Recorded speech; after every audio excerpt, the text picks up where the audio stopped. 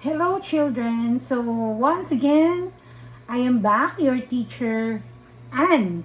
Okay, so today we are going to discuss adding and subtracting dissimilar fractions. Okay, so yesterday we had adding similar fraction. Let's review first before moving into the dissimilar fractions. Okay, so let's say 1/3 plus 1/3 equals 2/3, right? So in this particular example, the two fractions are similar. So right away, we can just add them. Okay, so we add the numerator, 1 plus 1 equals 2, and then copy the same denominator. So that is how we add similar fractions. But this time, it's different. Okay? So, you listen carefully so that you may understand our lesson. So, this time, okay, let's have a dissimilar fraction. Let's say 1/2 plus 1/3. Okay. So, these two fractions now are called dissimilar fraction. Okay? Or dissimilar fractions. You cannot just add them right away the same as the similar fraction. So today, what we are doing is we are going to add dissimilar fraction. And we have steps to follow. So the numbers are 1/2 plus 1/3. So as you can see, the two fractions are not the same, or they are not having the same denominators. So these two pair of fractions are called dissimilar. Okay, remember, these are dissimilar fractions. So before we add the dissimilar fractions, there are steps to follow. And the first step is, okay, let me write these two numbers or these two fractions vertically. 1/2 plus 1/3. So, these two fractions must be changed first to similar. And the first step is to get the LCD. Okay, LCD stands for least common denominator. Okay? We have to identify what denominator or what is the denominator of these two fractions. Okay? So, we are going to change 1/2 and 1/3. Okay. Now, how do we get the LCD? LCD is the denominator of 1/2 and 1/3. Okay? So, the denominators or the given denominators are 2 and 3. In getting the LCD, you are going to identify the multiples. Okay? So, instead of saying LCD or least common denominator, we are going to get the LCM. The multiples. M stands for multiples. So, what are the multiples of 2? 2, 4, 6, 8. Okay, let's stop there. What about 3? 3, 6, 9, 12. Okay, let's stop there. Now, looking at the multiples of 2 and 3, which are common to both numbers. Okay, so we have 6, 6. So therefore, the LCD or the denominator that we are going to use is 6. 6. Alright, so after getting the LCD or the denominator, so for 1/2 and 1/3 we have 6. Okay, next step is we divide. Okay, divide the denominators to the original denominator. So we will divide. Okay? Divide. Okay? 6 divided by 2, the answer is 3. And then, after getting the answer, you multiply it to the numerator. So again, 6 divided by 2 equals 3 times 1 equals 3. So that is now our numerator. So 1/2 became 3/6. Okay, let's do it here. 6 divided by 3, you'll get 2. And then multiply by 1. 2 times 1 equals 2. So therefore, 1/2 became 3/6. 1/3 became 2/6. You can finally now add the two fractions because these two are now similar.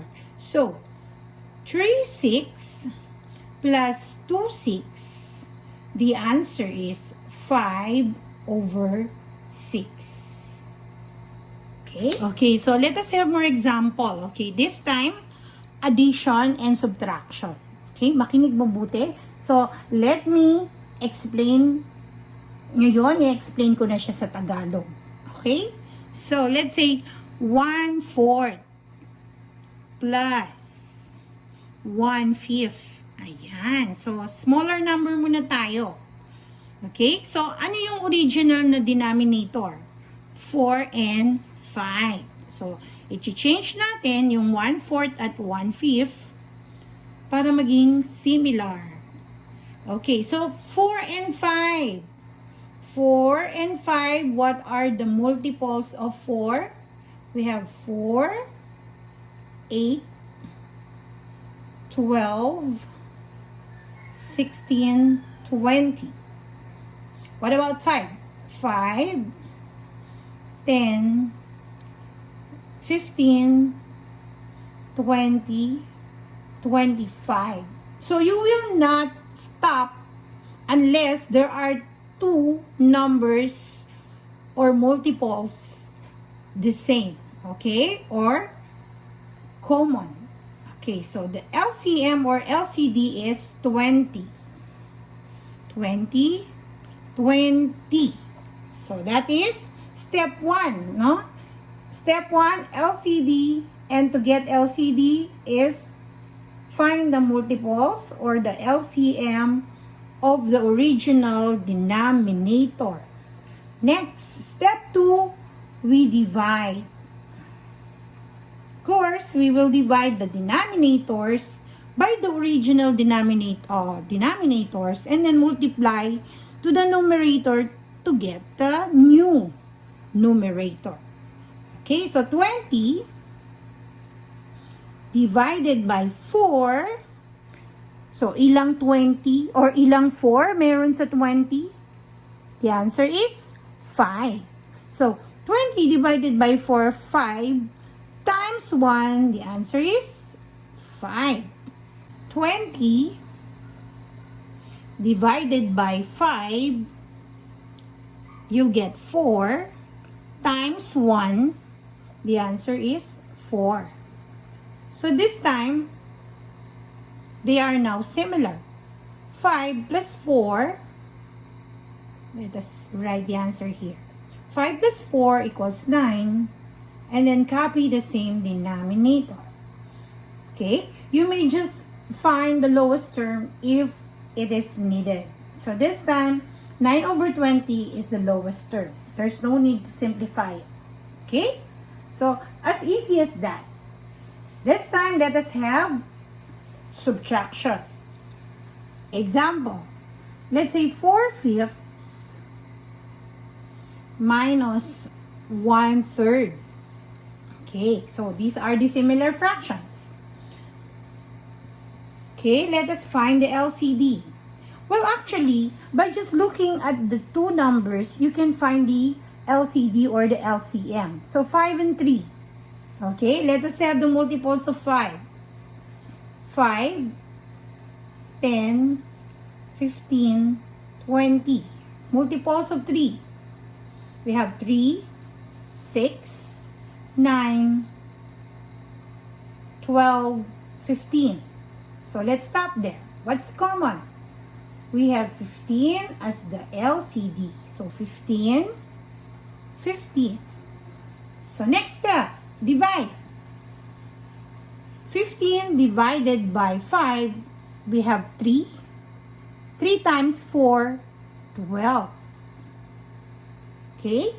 15 divided by 3, okay, you divide, you get 5 times 1, the answer is 5. So this time let us subtract. 12, which is the numerator, 12 minus 5 is 7 over 50. Very easy, right? Okay, let us have this example. 8 over 9 minus 3 over 6. Okay, so let us change first this dissimilar to similar. So by just looking of the two denominators, what do you think is the LCD? 9 and 6. Multiples of 6 and 9? Okay, we have 18. Very good. Let's check. Multiples of 9, we have 9, 18, 27. Let me stop there. What about 6? We have 6, 12, 18. So therefore, the least common multiple is 18. 18. So 18 divided by 9, we have 2 times 8. The answer is 60. 18 divided by 6, you'll get 3 times 3. The answer is 9. Okay, so let us answer. 16 minus 9 equals how many? 7 over 18. So this is your final answer. Very easy, right? Okay, example problem. Okay, basahin natin. Mother used 1/2 cup of sugar, 1/8 cup of salt, and 1/4 cup of pepper for the barbecue recipe. So how many cups did she use in all? So by just looking at the problem, in all, we are going to add. Okay, so let's solve. Okay, so what are the given numbers used? We have 1/2 plus 1/8 plus 1/4. So there are 3 fractions given. So 1/2, 1/8, and 1/4. So as you can see, the denominators are not the same. So we will change this 3 fractions into similar fraction. So let me write them in a vertical way. 1/2, 1/8, and 1/4. So let us change these fractions. So 2, 8, and 4. What do you think is the LCM or the LCD? Okay, the answer is 8. Okay, so let's see, let's check if it's correct. 2, we have 2, 4, 6, 8. 8, we have 8, 16, 24. What about 4? We have 4, 8, 12. So what is the least common? We have 8, 8, 8. So therefore, our LCM or LCD is 8. So next step, divide. 8 divided by 2, we have 4 times 1. The answer is 4. 8 divided by 8 is 1 times 1, 1. 8 divided by 4 is 2 times 1, 2. So therefore, If you are going to add all this, add the numerators of 4, 1, and 2. So 4 plus 1 is 5 plus 2. The answer is 7 over 8. Because in adding similar fraction, we just have to copy the same denominator. So our answer is 7 over 8. So mother used 7/8 cup. Okay? Cup of sugar. What else? Salt and pepper. Pepper. Okay? Very easy. Okay, sagutan natin. Find the sum. Number 1, 2/8 plus 1/4. So, first, you are going to change the denominators. So, the denominators are 8 and 4. So, by just looking at it, the denominator or the LCD is 8. 8. So, 8 divided by 8, 1 times 2, the answer is 2. 8 divided by 4 equals 2 times 1, the answer is also 2. So, therefore, 2 8s plus 2 8s, the answer is 4 8s. Okay? But, we can still simplify the 4 8 or change it to lowest term. 4 8 divided by the GCF of 4, the answer is 4 divided by 4, 1. 8 divided by 4 is 2. The answer is 1/2. Next, 6/10 plus 2/5. Change. Okay, by just looking at it, 10 and 5, what's the LCD? The LCD is 10, correct? 10 divided by 10 is 1 times 6. 10 divided by 5 is 2 times 2, 4. So the answer is 6 plus 4, you'll get 10 over 10. Okay, do you still remember when we say numerator and denominator are the same? This is equals to 1. Okay, this time let us have more example. Find the difference. Let's say 5 over 8 minus 1/3.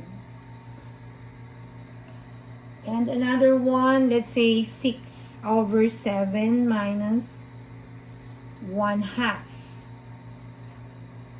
Okay, find the LCD. 8 and 3, what do you think? So it's 24. 24. 24 divided by 8, you'll get 3 times 5, 15. 24 divided by 3, you'll get 8 times 1. The answer is 8. Okay? So, we are subtracting. Okay? Next, 15 minus 8, you'll get 7 over 24. So, 7 over 24 is our final answer. For this one, so LCD, what do you think? 7 and 2? Okay, the answer is 14. 14. So, 14 divided by 7, the answer is 2 times 6, you'll get 12. 14 divided by 2, you'll get 7 times 1. So, therefore, your answer will be 12 minus 7, you'll get 5 over 14. So, as easy as that. So, adding and subtracting dissimilar fraction, all you have to do is change only the dissimilar fraction into a similar fraction before you can apply the operation. Okay? So, that's it. Very easy. Okay, so, yun lang. I hope you learned from our lesson today. I'll see you next time. But, of course, before I go, let me have a request. Please subscribe to our channel. Bye-bye. Thank you.